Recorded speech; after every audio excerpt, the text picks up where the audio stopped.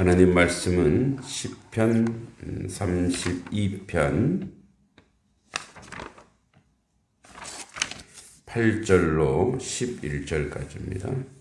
8절로 11절. 시편 32편 8절로 11절 같이 한번 읽어보겠습니다. 내가 내 갈 길을 가르쳐 보이고 너를 주목하여 훈계하리로다. 너희는 무지한 말이나 노새같이 되지 말지어다. 그것들은 제갈과 굴레로 단속하지 아니하면 너희에게 가까이 가지 아니하리로다. 악인에게는 많은 슬픔이 있으나 여호와를 신뢰하는 자에게는 인자심이 두루리로다. 너희 의인들아 여호와를 기뻐하며 즐거워할지어다. 마음이 정직한 너희들아 다 즐거이 외칠지어다. 아멘. 32편은 우리가 잘 알듯이 다윗이 이제 자기 자신의 참회를 통해서 이제 그 영적 그 은혜를 경험한 그런 시입니다. 그래서 이제 마지막 부분에 또 왕으로서의 어떤 그 책임감, 리더로서의 책임감을 통해서 백성들에게 이제 영적인 체험을 한 자기 자신의 삶을 간증하는 거죠. 그래서 우리가 이렇게 살아야 되지 않는가. 내가 살아보니 이것이 최고더라. 이렇게 얘기하면서 8절에 말씀하죠. 내가 내 갈 길을 가르쳐 보이고. 그러니까 길이란 것은 태도, 삶의 양식을 얘기하죠. 그래서 내가 가르쳐 보이고 너를 주목하여 훈계하리로다. 그래서 이제 우리 어감으로는 훈계, 주목 이렇게 보이는데 그것이 그러한 아주 딱딱한 말이 아니라 내가 인생을 살다 보니 하나님 백성으로 사는 것이 가장 복된 가운데 내가 영적으로 곤고하고 힘들 때 하나님을 찾고 하나님을 의지하고 죄사함 받는 그런 삶이 얼마나 큰 복인가 이렇게 이야기하면서 이제 8절을 시작하고 있죠. 그래서 이렇게 얘기합니다. 너희 무지한 말이나 이 무지하단 말하면 텅 비었다. 그러니까 머리가 텅 비어 있는 여기서 말은 뭐냐면 진짜 이렇게 띄는 말이죠. 말이나 노새같이 되지 말지라. 그러니까 이 무지한 말 노새는 뭐냐면 텅 비어서 하나님 없이 사는 이제 노새가 이제 이스라엘 백성들이 끌고 다니는데 이 고집이 세. 그래서 완고한 인간을 상징할 때 쓰는 말인데 노새같이 되지 말지어다. 그것들은 제갈과 굴레로 단속하지 아니하면 징계와 환난이 없으면 너희에게 가까이 가지 아니하리로다. 그러니까 이제 짐승 중에 말하고 노새를 우리가 제갈 물리고 그래서 끌어써야 그제서 말을 듣는 거 아니냐 사실은. 근데 사실은 이스라엘 백성에게는 거의 말이 없었죠. 거의 이제 노새를 많이 쓰는데 그러니까 이제 그런 짐승들을 봤을 때 그 짐승들의 말 잘 듣게 하려면 이 제갈을 물리고, 왜냐면 자꾸 먹을 거 있으면 그거 뜯어먹느라고 말을 안 듣는데 그래서 제갈을 물려야 말을 잘 듣는다. 그러니까 인생은 그래서 순종하려면 징계와 환난이 필요하더라. 그러니까 환난 속에 환난이 있어야 인생이 하나님을 알게 되고 하나님을 발견하게 되고 그래서 순종하더라. 이 얘기를 하는 거죠. 사실은 이제 이게 인생학교의 필연적 코스이긴 하죠. 우리가 이제 이런 경우 순종을 아주 잘하고 순종을 너무 잘하는 인생, 그러니까 태어나자마자 그 인생이 아주 순종을 잘하는 인생은 없죠. 왜냐하면 우리는 죄의 본성이 아주 타고난 예수님 이외에는 그 사명을 깨달아 하나님 앞에 철저히 순종하는 인생은 없어요. 모두가 그 인생 학교에서 여기서 얘기하고 있는 재갈과 굴레가 필요한 거죠. 그러니까 환난과 그 징계를 통해서 하나님을 알고 그 은혜를 알고 하나님의 은총 가운데 살아가는 삶의 모습이 무엇인지 아는 거죠. 그러니까 그 재갈과 굴레로 단속하지 않으면 너에게까지 않은 것처럼 우리 인생이 그렇다 이거예요. 그래서 악인에게 10절에 악인에게는 많은 슬픔이 있으나 여호와를 신뢰하는 자에게는 인자심이 두루리로다. 이제 그러면서 이 10절과 11절에 하나님을 신뢰하는 자, 하나님을 인정하는 자의 보상이라 그럴까요?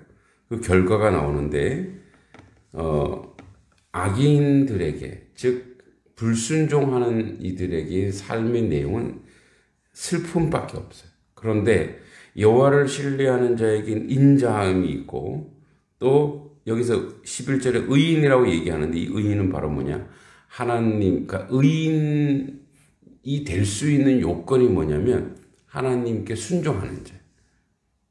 그러니까 우리가 윤리적으로 도덕적으로 착한 사람이 의인이 아니라 하나님을 알고 하나님 말씀에 순종하는 자가 의인이죠. 그래서 너희 의인들은 여호와를 기뻐하며 즐거워할지어다. 마음이 정직한 너희들아 다 즐거이 외칠지어다. 그래서 이 하나님을 기뻐하는 것만이 인생의 가장 값진 복이고 또 은혜고 축복이라는 거죠. 그래서 여호와 하나님을 기뻐하는 것은 그 하나님을 체험하고 경험하지 않으면 나오지 않는 그 영적 열매예요. 우리가 이제 이 환난과 징계를 통해서 하나님께 갈 수밖에 없고 하나님을 의지할 수밖에 없어요. 근데 우리는 이제 이 다윗이 얘기하는 길, 이 가는 길, 이 길을 잘 몰라요. 근데 이제 어떻게 하냐면 하나님을 경험하고 하나님을 체험하고 정말 하나님의 은혜와 하나님의 은총밖에 없구나라고 고백할 때가 있대요. 다윗처럼 이렇게 고백할 때가 있어요. 언제냐? 결국은 우리가 하나님을 찾을 수밖에 없는 그런 환경과 그런 상황으로 하나님 백성은 하나님 그렇게 몰고 가세요. 결국은 그래요. 그래서 그 순간순간은 너무 힘들고 너무 좌절스러워서 하나님, 이렇게 내가 살아야 됩니까? 삶의 어떤 그 곤고함과 아픔과 어려움과 고통 속에 울부짖을 수밖에 없죠. 그러니까 그때는 몰라요. 그 아플 때는 모른다는 거죠. 우리가 어떤 환부를 치료하기 위해서 째야 되잖아요. 예, 째야 돼요. 이제 군대 있을 때 그 상황병이라 그래서 그 이렇게 이제 TOC라고 하는 이 사무실에서 밤새도록 전화도 받고 거기서 어떤 무슨 비상이 있으면 그런 이제 상황을 쓰는데 너무 졸리잖아요. 너무 졸려서 난로가에서 이렇게 졸다가 이제 이렇게 뜨거워서 뜨거워 이러면서 그러면서도 어떻게 해요? 따뜻한 게 좋잖아요. 그 졸고 하는 나중에 보니까 다리에 화상을 입은 거예요. 그러니까 미련한 거죠. 그러니까 그래서 이제 의무대 갔더니 뭐 군대 의무대는 마취 같은 게 없어요. 그냥 잠깐 참어. 그러면 이렇게 부풀어 올라와 있는 거를 탁 찍고 긁어내는 거예요. 이렇게 막 그 칼로. 그러니까 무슨 뭐랄까요, 그 간우원장이 이렇게 막 생사를 뜯어서 막 수술하는 것처럼 다리에서 처음에는 너무 아픈 거예요. 그 얘기 하더라고요. 이렇게 빨리 낫는데요. 빨리 나. 이제 왜냐면 이게 덧나고 하면은 더 심각해지니까 빨리 그래서 이제 다리, 왼쪽 다리 두 군데 화상을 입은 데를 그냥 막 긁어낸 거예요. 뭐 마치고 뭐가 없어요. 뭐 참아 이런 말도 없어요. 그냥 그래. 근데 매일 와서 하라는 거 그거를. 가기가 싫은 거예요. 왜? 너무 아프니까. 근데 참아야죠. 빨리 나아야 되니까. 그래서 그렇게 일주일 하니까 이제 진짜 빨리 낫긴 낫더라고요. 그러니까 그 아픈 곳을 나으려면 어떻게 해요? 참아야 돼요. 그러니까 영적 지혜가 뭐냐면 고난과 환난이 왔을 때 내가 이 시간이 지나가면 하나님 나에게 무언가 복을 주시고 뭔가 은혜를 주시겠구나. 그러니까 이게 믿음이에요.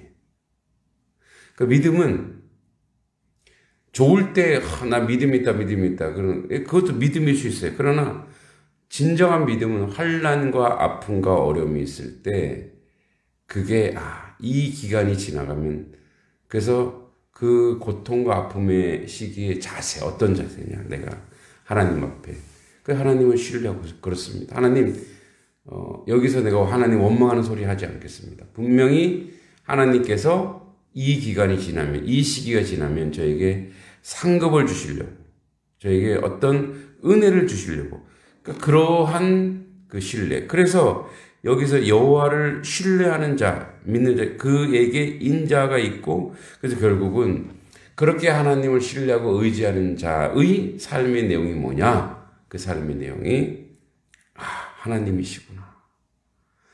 역시 하나님이셔. 그렇게 고백할 수밖에 없는 그런 인생을 우리에게 그렇게 하나님을 찬양하고 하나님을 기뻐할 수밖에 없는 그러한 인생으로 하나님이 우리를 만들어 주신다는 거예요. 그러니까 여호와를 기뻐하는 것은요. 그냥 내가 여호와를 기뻐해야지가 되지 않아요. 하나님을 인격적으로 만나야 돼요. 경험해야 돼요. 환난 속에서 그 하나님을 의지해야 돼요. 그래서 오는 그 하나님에 대한 경험, 기쁨. 그래서 여호와를 영원토록 즐거워하고 기뻐하는 것이 얼마나 우리에게 큰 열매이고 하나님을 믿는 사람의 특권인지를 오늘 우리에게 주님이 또 다윗을 통해서 말씀해 주고 있죠. 그래서 우리 인생의 가장 큰 사명과 은혜 중에 하나가 뭐냐면 그 하나님을 경험하는 거예요. 오늘도 그 하나님을 체험하는 거예요. 그러니까 어떻게 하나님을 체험할 수 있습니까? 우리 삶의 모든 여정에서 하나님이 하시도록 하나님을 내 언어 속에, 내 인생 속에, 내 생각 속에, 내가 오늘 만나는 사람 속에, 내 경험 속에 하나님을 인정하고 그분의 뜻대로 살기로. 그래서 그분이 이게 하나님을 원하는 것과 그래서 내가 지금 오늘 살아가는 삶의 내용이 하나님과 어떻게 연결되어 있지? 이거예요. 자, 우리는 지금 예배를 드리고 있죠. 이건 하나님과 어떻게 연결되어 있습니까? 하나님을 예배하는 걸로 연결되어 있잖아요. 그렇죠? 이렇게 연결하는 거예요. 내가 누군가 무슨 말을 하고 있어요? 그럼 하나님이 이 말을 들으신다면 어떻게 생각하지? 그러니까 내가 누군가를 말하고 내가 조롱하고 있어. 하나님과 연결되어 있지 않죠. 어떻게 해요? 축복하고 고마워하고 감사하고. 네. 어제 어떤 선배님을 만났는데 이런 말씀 하시더라고요. 한국교회의 가장 큰 실수는 뭐냐? 믿음을 가진 사람들이 믿지 않는 사람을 대상화했다. 이 무슨 말이냐면 뭐냐면 우리는 주인이고 당신은 객이야. 우리는 특별한 사람과 당신들은 버린 사람. 그러니까 이렇게 대상화시켰다는 거예요. 그러면 안 된다는 거예요. 그 안에서, 그 속에서, 그 안에 들어가서 그 안에서 그들과 함께 해야 된다는 거예요. 그 함께 하면서 하나님의 역사를 경험해야지. 그래야 그들도 본다는 거예요. 이 말이 뭐냐면 대상화한다라는 것은 우리 뭔가 가진 게 있다라고 해서 그 교만이거든요. 그러니까 우리의 삶의 현장 속에서 삶의 아픔 속에서 들어가서 그 속에서 내가 하나님의 사람으로 살아가는 것을 그들과 함께 있을 때 그들도 같이 목도하는 자리. 그러니까 우리끼리만 예수 잘 믿고 우리끼리만 축복받고 우리끼리만 은혜 나누고 그러한 시대가 아니라는 거예요, 지금. 그래서 우리가 이제 저희도 마을 목회 하는데 그것도 조금 용어가 잘못됐다는 거예요. 이미 마을이 있는데 뭘 또 목회하냐는 거죠. 마을 속에 들어가서 그 마을 안에서 어렵고 힘든 곳을 섬기는 것. 그냥 그것일 뿐이라는 거예요. 사실은. 그러니까 늘 우리가 얘기하죠. 마을이 잘 돼야 된다는 거예요. 그러니까 우리 이웃이 잘 돼야 돼요. 우리 이웃이. 교회가 아니라. 그러니까 이웃이 잘 되고, 그러니까 내가 아니라 우리가 아니라 저 바깥에 하나님이 세상을 이처럼 사랑하신 그 세상이 잘 돼야 돼. 세상이 축복을 받아야 돼. 그 우리가 세상 속에 있거든요. 그럼 교회도 같이 축복받는 거예요. 교회도 같이 은혜 가운데 있는 거예요. 소돔과 고모라가 멸망할 때 아브라함이 뭐라 그랬어요? 하나님과 막 딜하잖아요. 의인 50명이 있으면 멸망하시겠습니까? 45명, 40명, 30명, 20명을 왜 그렇게 했어요? 그 안에 자기 조카도 있어요. 그러나 그 안에 사람들이 있다는 것을 아브라함이 알았던 거예요. 하나님, 그러니까 우리는 이제 이런 기도. 하나님, 단석교회를 축복하셔야 됩니다. 아니, 단석리를 축복하셔야 됩니다. 그게 단석교회를 축복하는 것입니다. 그러니까 우리는 여호와를 기뻐하고 여호와를 즐거워하는 자리가 우리가 믿는 하나님을 아는 사람만으로 가면 그것도 특권 의식. 하나님을 모르는 모든 사람들이 우리의 그 섬김과 헌신을 통해서 여호와를 기뻐하고 즐거워하는 자리로. 우리 하나님이 어떤 하나님인지 우리 경험하고 체험하잖아요. 그래서 그 삶의 자리에서 하나님의 백성이 얼마나 하나님을 기뻐하고 하나님을 즐거워할 때. 그래서 그에게 나오는 것이 뭐냐?